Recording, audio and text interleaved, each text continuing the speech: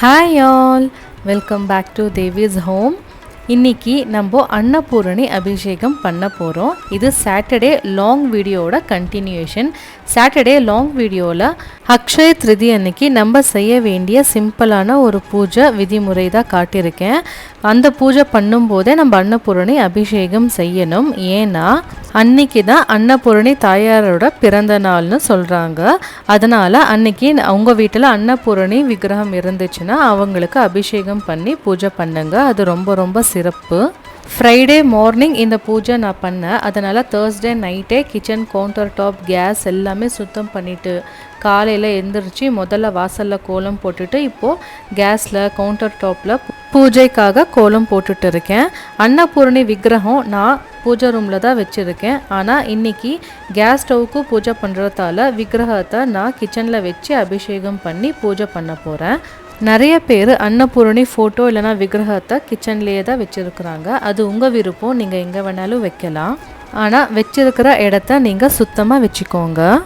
கிச்சனில் கோலம் போட்டு பூஜை பண்ணுறதால நம்மளோட ஐஸ்வர்யம் நிறைஞ்சிருக்கும். வெள்ளி செவ்வாயில் இந்த பூஜை நம்ம செய்யலாம். கோலம் போட்டு முடிச்சுட்டு கோலத்தில் மஞ்சள் குங்குமம் அக்ஷத பூ போட்டு இப்போது ஒரு பித்தளை உருளி எடுத்திருக்கேன் அபிஷேகத்துக்காக. நம்ம தட்டில் அபிஷேகம் பண்ணும்போது 1 இல்லைனா 2 விதமான அபிஷேகம் தான் பண்ண முடியும். நான் இன்னைக்கு 5 விதமான அபிஷேகம் பண்ண போகிறேன். அன்னபூரணி விக்கிரகம் வைக்கிற இடத்துல மஞ்சள் குங்குமம் அக்ஷத பூ போட்டு இப்போது அன்னபூரணி தாயாரை வைக்க போகிறேன். நம்ம சப்ஸ்கிரைபர்ஸ்க்கு தெரியும், இதை நான் இப்போ ரீசெண்டாக மைசூரில் சாமுண்டேஸ்வரி கோவிலில் வாங்கினது. நான் நிறைய பேரோட விக்கிரகம் பார்த்துருக்கேன், அது என்னன்னு தெரியல. இந்த விக்கிரகம் தான் எனக்கு ரொம்ப பிடிச்சிருக்கு. நிறைய தடவை நான் வீடியோவில் காட்டிகிட்டே இருப்பேன். முதல்ல பால் அபிஷேகம் தான் பண்ண போகிறேன். அன்னபூரணி பூஜை முக்கியமாக ஏன் பண்ணணும்னா எப்போதும் நமக்கு அன்னம் குறைவில்லாத கிடைக்கணும். அதுதான் ரொம்ப முக்கியம். அதனால தான் நம்ம அன்னபூரணி பூஜை பண்ணணும். அன்னபூரணி அபிஷேகம் நான் டீட்டெயில்டாக இந்த வீடியோவில் காட்டியிருக்கேன். ஸோ வீடியோவை நீங்கள் ஃபுல்லாக பார்த்தீங்கன்னா சுலபமாக நீங்களும் வீட்டில் இந்த மாதிரி அபிஷேகம் பண்ணலாம். உங்களால் எப்போ முடியுமோ மாதத்தில் ஒரு தடவையாவது இந்த மாதிரி அபிஷேகம் பண்ணி பூஜை பண்ணுங்கள். அடுத்ததாக தயிரில் அபிஷேகம் பண்ண போகிறேன். அம்மாவை அபிஷேகம் பண்ணி பூஜை பண்ணுறதால தனம் தானியம் குறையில்லாமல் நிறைய கிடைக்கணும்னு பண்ணுறது. வீட்டில் ஒரு முக்கியமான அறைனா அது சமையலறை, அப்புறமா பூஜை அறை. ஸோ ரெண்டும் எப்போவுமே நம்ம சுத்தமாக நீட்டாக வச்சுருக்கணும். அப்போ தான் வீடு ஃபுல்லாக ஐஸ்வர்யம் நிறைஞ்சிருக்கும்.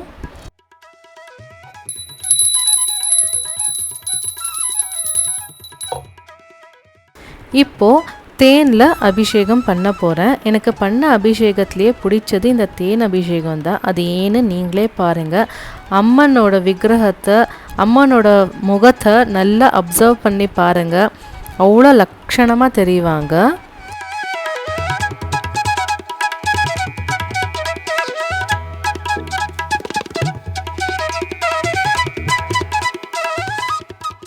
தேன் அபிஷேகம் பண்ணதுக்கப்புறமா அம்மனை பார்க்கும்போது நல்லா பளபளன்னு ஜொலிச்சுட்டு இருந்தாங்க. வீடியோவில் அவ்வளோ நல்லா கவர் ஆகலை. நீங்கள் வீட்டில் பண்ணி பாருங்கள் தேன் அபிஷேகம். அம்மன் பார்க்க ரொம்ப லட்சணமாக பளபளன்னு சூப்பராக இருப்பாங்க.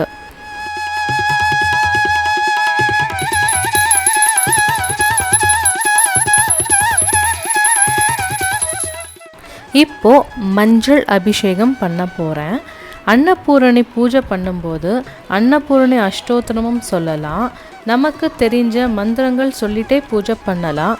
இல்லைனா அன்னபூரணி பாடல்கள் நம்ம மொபைலில் போட்டுட்டு நம்ம பூஜை பண்ணலாம்.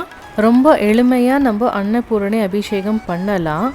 அபிஷேகத்துக்கு தேவையான பொருட்கள் எல்லாமே நம்ம வீட்டில் தான் இருக்கும். கடைசியாக குங்குமம் அபிஷேகம் பண்ண போகிறேன். குங்குமம் அபிஷேகம் கூட ரொம்ப அழகாக தெரியுவாங்க அன்னபூரணி தாயார். எல்லா பெண் கடவுளுக்கு பிடிச்சது இந்த குங்கும அபிஷேகம் தான். அதனால் நீங்கள் குங்குமம், மஞ்சள், தேன் இல்லைனா பால் இல்லைனா தயிர் ஏதாவது 3 பொருட்களில் கூட நீங்கள் அபிஷேகம் பண்ணி பூஜை பண்ணலாம்.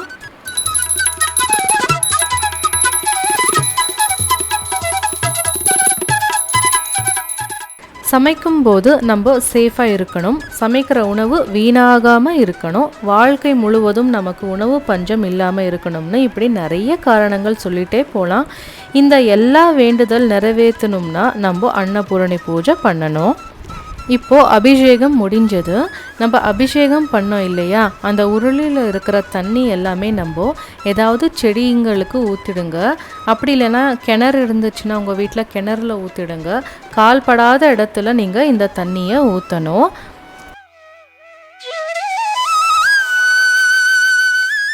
இப்போது பூஜைக்கு தயார் பண்ணிட்டு இருக்கேன்.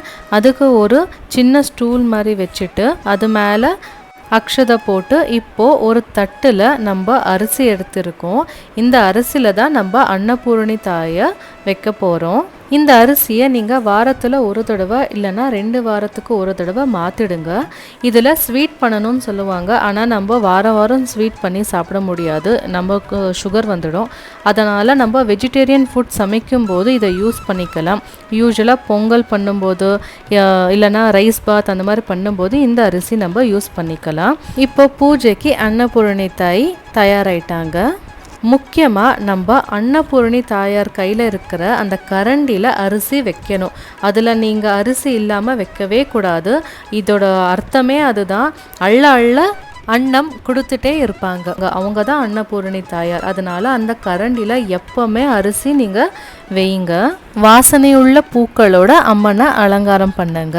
நீங்கள் வஸ்திரம் கூட சாத்தலாம், ஆனால் என்கிட்ட இல்லை, அதனால் நான் போடலை. பூக்களாலே அலங்காரம் பண்ணிட்டேன். இப்போ பூஜைக்கு தாம்பூலம் வைக்க போகிறேன். வெத்தலை, பாக்கு, மஞ்சள் கொம்பு, பூ, அப்புறம் பழம். நீங்கள் கண்ணாடி வளையல், ப்ளவுஸ் பீஸ், புடவை எது வேணாலும் வச்சு பண்ணலாம். இது நான் ரொம்ப சிம்பிளாக காட்டியிருக்கேன். இது வச்சாலே போதும் நம்ம பூஜைக்கு.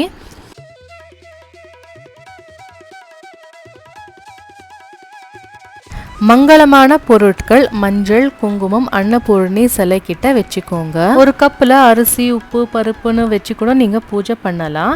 இப்போ நான் நெய்வேத்தியத்துக்காக டேட்ஸ் தான் ஒரு கப்பில் வச்சுட்டு இருக்கேன். ஏன்னா பூஜை முடிச்சுட்டு தான் நான் கேஸ் ஆன் பண்ணுவேன். இப்போது அன்னபூரணி தாயார் தயாராகிட்டாங்க பூஜைக்கு. எப்படி இருக்கிறாங்கன்னு நீங்கள் கமெண்ட்டில் சொல்லுங்கள்.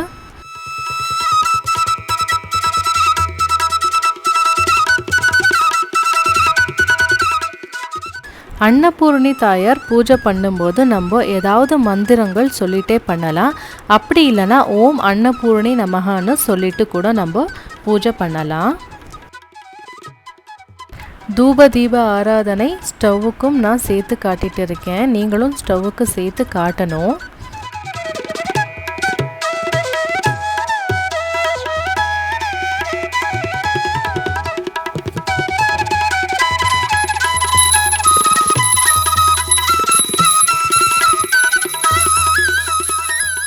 பூஜை பண்ணிட்டு இதை பார்க்கும்போது மனசு சந்தோஷமாக ஒரு தெய்வீக தன்மை நம்ம உணர முடியும். அவ்வளோ சூப்பராக பூஜை முடிஞ்சது. வீடு நிறைய பாசிட்டிவ் வைப்ஸ் தான் இருந்தது. பூஜை முடித்ததுக்கப்புறமா நான் முதல்ல கேஸில் பால் தான் காய்ச்ச போகிறேன். ஸோ எப்போவுமே நம்ம ஒரு நல்ல விஷயங்கள் பண்ணும்போது முதல்ல பால் காய்ச்சணும்னு சொல்லுவாங்க. அதனால் இப்போது முதல்ல நான் பால் தான் காய்ச்சிட்டு இருக்கேன். பாருங்கள், பூஜை நல்லா சூப்பராக முடிஞ்சது. இந்த பூஜை வீடியோ உங்களுக்கு பிடிச்சிருந்தா வீடியோக்கு ஒரு லைக் கொடுங்க அண்ட் கமெண்ட்டில் சொல்லுங்கள் எப்படி இருக்குது பூஜை, எந்த அபிஷேகம் உங்களுக்கு பிடிச்சிருக்குன்னு.